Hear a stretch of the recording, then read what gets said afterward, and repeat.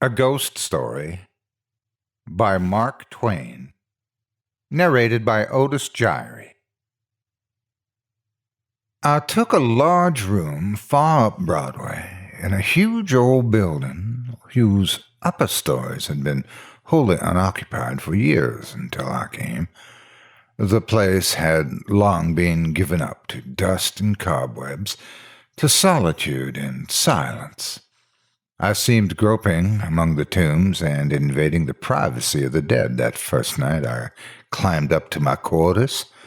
For the first time in my life, a superstitious dread came over me, and as I turned, a dark angle of the stairway and an invisible cobweb swung its hazy woof in my face and clung there. I shuddered as one who had encountered a phantom. I was glad enough when I reached my room and locked out the mold and the darkness. A cheery fire was burning in the grate, and I sat down before it with a comforting sense of relief. For 2 hours I sat there, thinking of bygone times, recalling old scenes, and summoning half-forgotten faces out of the mists of the past, listening in fancy to voices that long ago grew silent for all time, and to once familiar songs that nobody sings now. And as my reverie softened down to a sadder and sadder pathos, the shrieking of the winds outside softened to a wail. The angry beating of the rain against the panes diminished to a tranquil patter, and one by one the noises in the street subsided until the hurrying footsteps of the last belated straggler died away in the distance and left no sound behind. The fire had burned low. A sense of loneliness crept over me. I arose and undressed, moving on tiptoe around the room, doing stealthily what I had to do, as if I were environed by sleeping enemies whose slumbers it would be fatal to break. I covered up in bed, and lay listening to the rain and wind and the faint creaking of distant shutters, till they lulled me to sleep. I slept profoundly, but how long I do not know. All at once I found myself awake and filled with a shuddering expectancy. All was still. All but my own heart. I could hear it beat. Presently, the bedclothes began to slip away slowly toward the foot of the bed, as if someone were pulling them. I could not stir. I could not speak. Still, the blanket slipped deliberately away till my breast was uncovered. Then, with a great effort, I seized them and drew them over my head. I waited, listened, waited.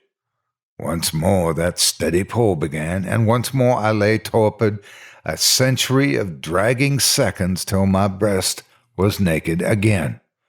At last I roused my energies and snatched the covers back to their place and held them with a strong grip. I waited. By and by I felt a faint tug and took a fresh grip. The tug strengthened to a steady strain. It grew stronger and stronger. My hold parted, and for the third time the blanket slid away. I groaned. An answering groan came from the foot of the bed. Beaded drops of sweat stood upon my forehead. I was more dead than alive. Presently I heard a heavy footstep in my room. The step of an elephant, it seemed to me.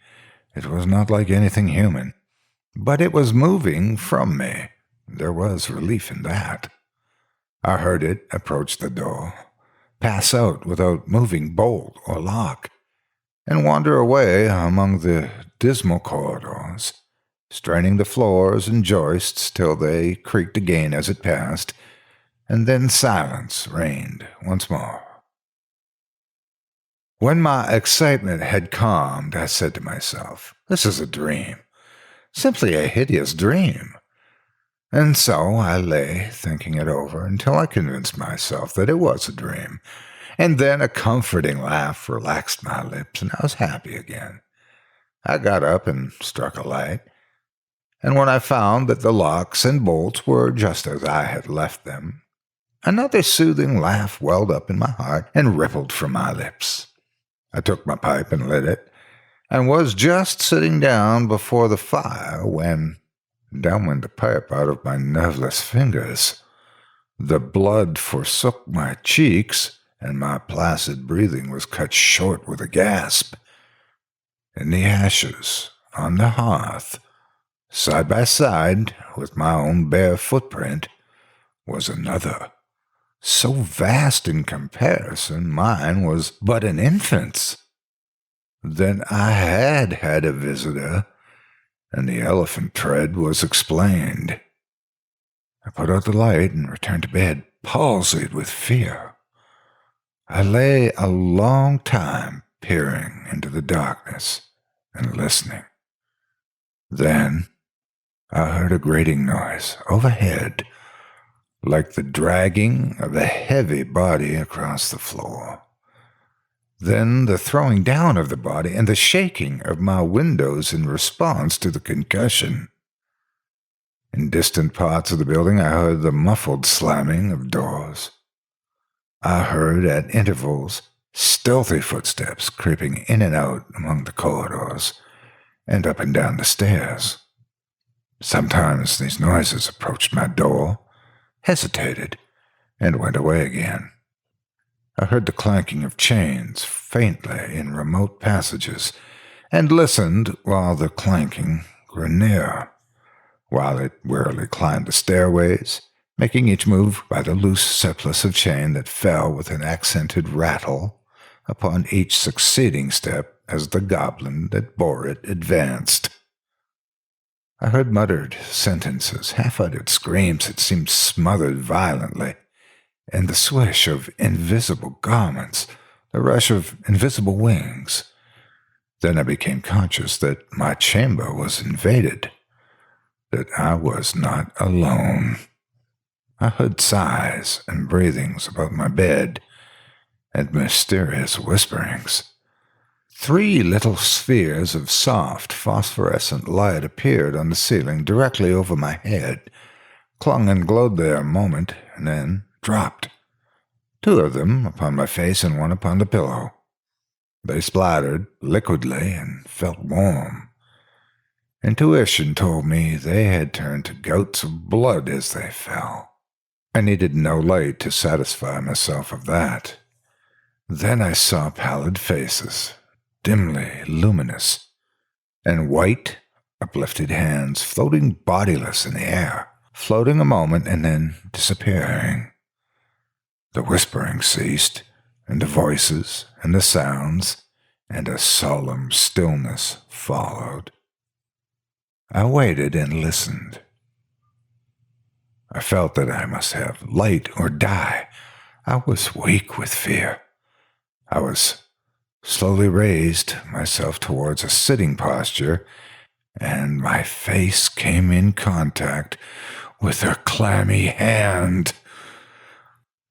All strength went from me apparently, and I fell back like a stricken invalid. Then I heard the rustle of a garment. It seemed to pass to the door and go out. When everything was still once more, I crept out of bed, sick and feeble, and lit the gas with a hand that trembled as if it were aged with 100 years. The light brought some little cheer to my spirits.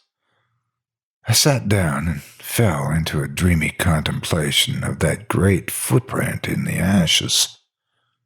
By and by, its outlines began to waver and grow dim. I glanced up, and the broad gas flame was slowly wilting away. In the same moment, I heard that elephantine tread again. I noted its approach nearer and nearer, along the musty halls, and dimmer the light waned. The tread reached my very door and paused. The light had dwindled to a sickly blue, and all things about me lay in a spectral twilight. The door did not open, and yet I felt a faint gust of air fan my cheek, and presently was conscious of a huge, cloudy presence before me. I watched it with fascinated eyes. A pale glow stole over the thing. Gradually, its cloudy folds took shape. An arm appeared, then legs, then a body, and last, a great, sad face looked out of the vapor. Stripped of its filmy housings, naked, muscular, and comely, the majestic Cardiff giant loomed over me.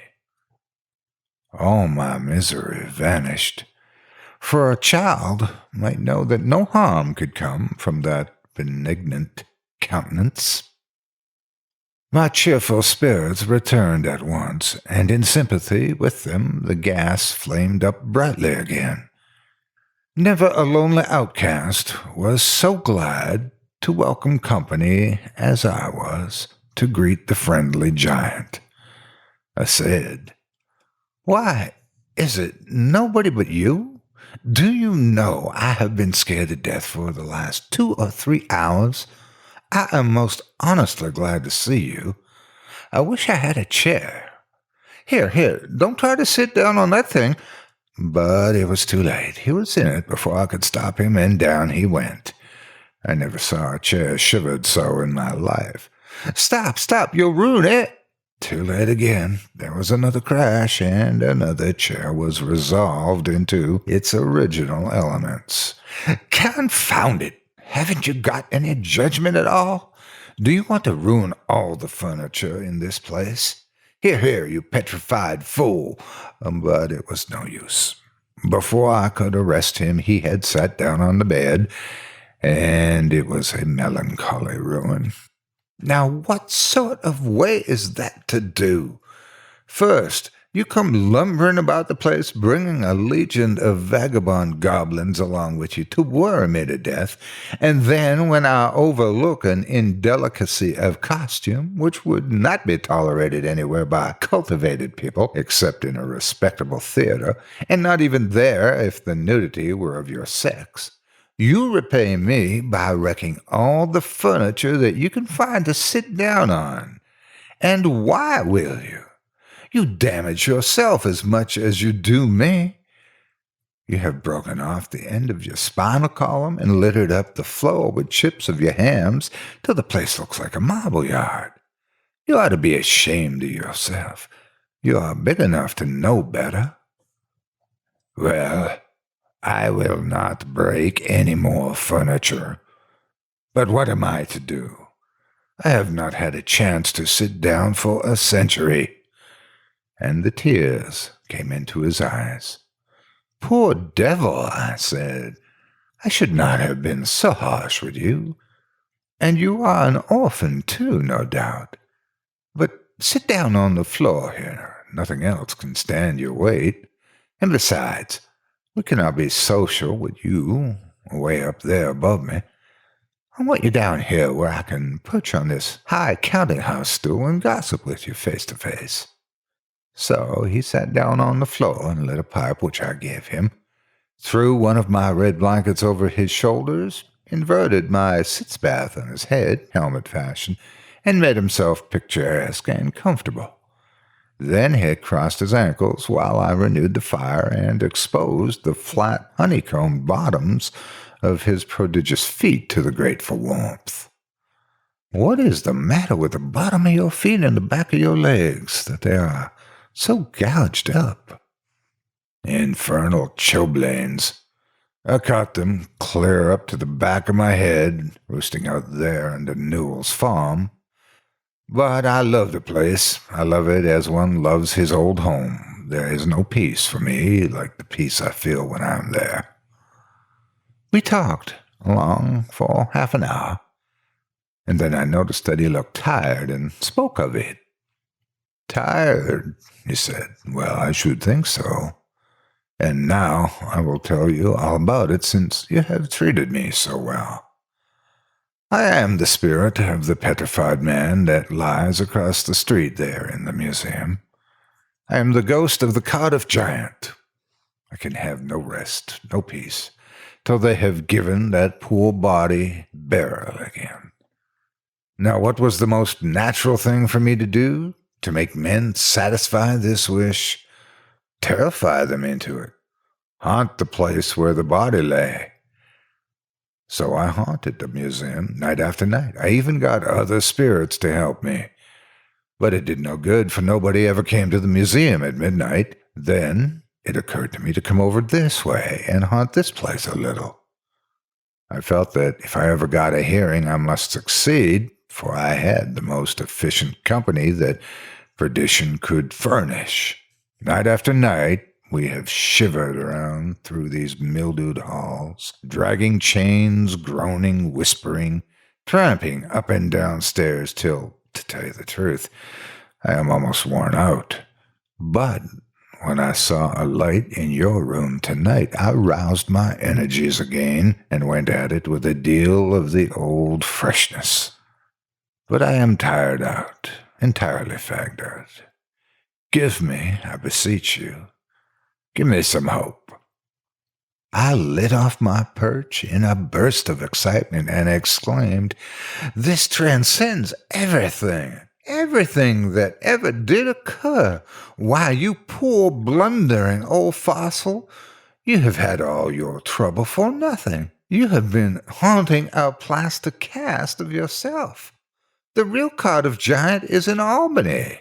A fact, the original was ingeniously and fraudulently duplicated and exhibited in New York as the only genuine Cardiff giant, to the unspeakable disgust of the owners of the real Colossus, at the very same time that the real giant was drawing crowds at a museum in Albany.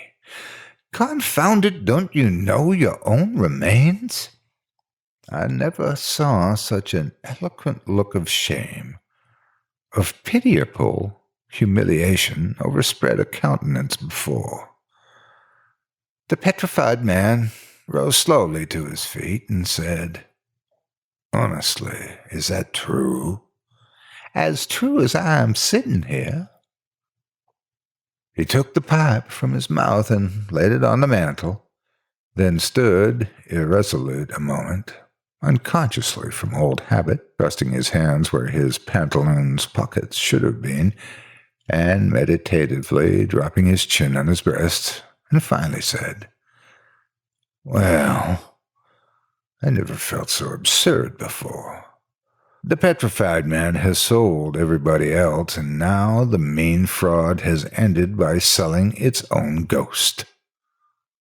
My son, if there is any charity left in your heart for a poor, friendless phantom like me, don't let this get out. Think how you would feel if you had made such an ass of yourself." I heard his stately tramp die away, step by step down the stairs, and out into the deserted street, and felt sorry that he was gone, poor fellow, and sorrier still that he had carried off my red blanket and my bathtub.